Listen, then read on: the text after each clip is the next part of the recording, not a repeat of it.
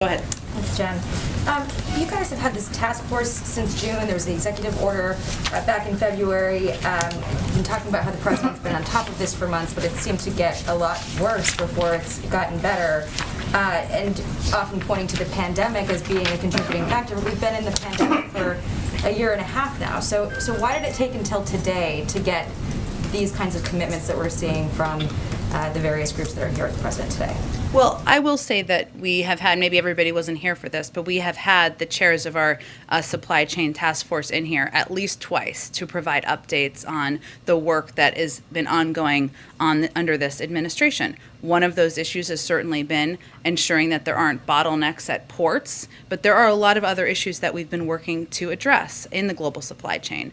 One of them has certainly been the increase in the vulnerabilities in our food system, and something that we've seen impact some communities across the country and impact the price of goods sometimes when people go to the grocery store. That's one of the reasons the president pressed for more competition, why Secretary Vilsack has been focused on this as one of his primary issues, one of the reasons we announced the Food Supply Chain Loan Guarantee Program. And I would certainly say that over the course of the last several months, when people go to the grocery store and they're trying to buy a pound or 2 pounds, 5 pounds, however big their family is, of meat, that's an issue that has been impacting them nearly every single day. We also know that there are issues in the supply chain as it relates to housing and the cost of housing across the country. That's one of the reasons the president has been so focused and the supply chain task force has been focused, and there's money also in some of his proposals he signed into law to address that issue, to reduce the cost of lumber and make sure that that is available so that new houses can be built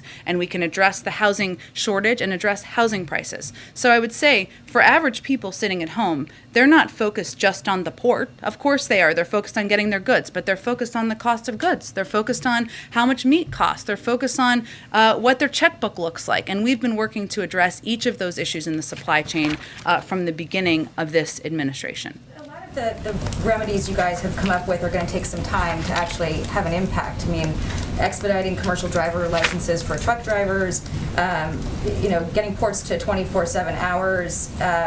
This is going to potentially take some time. Is there any consideration that the president would declare a national emergency, have the military help with this kind of thing, or get money from the National Defense Fund to try to help these companies that are now having to work overtime hours with labor shortages?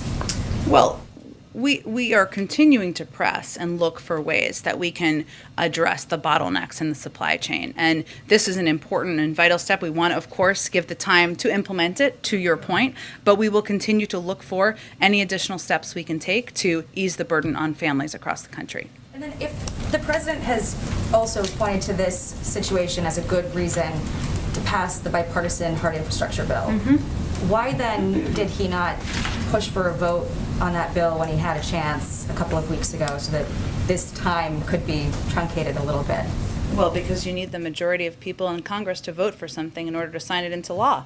And also because as it relates to addressing a range of issues in our economy, as much as wages are up and unemployment is down, we also recognize there are longer term issues we want to address, including inflation. And that is something, while it is going to come down next year, and those are the predictions, the Build Back Better agenda, the president's economic agenda, will help bring that down. That is what 17 Nobel laureates have told us and have told all of you. So he wants his entire agenda passed, and that's what he thinks will be good for the economy long term. And you, of course, need the majority of votes in both Congresses to get that done. Go ahead. It's sort of a summary of this.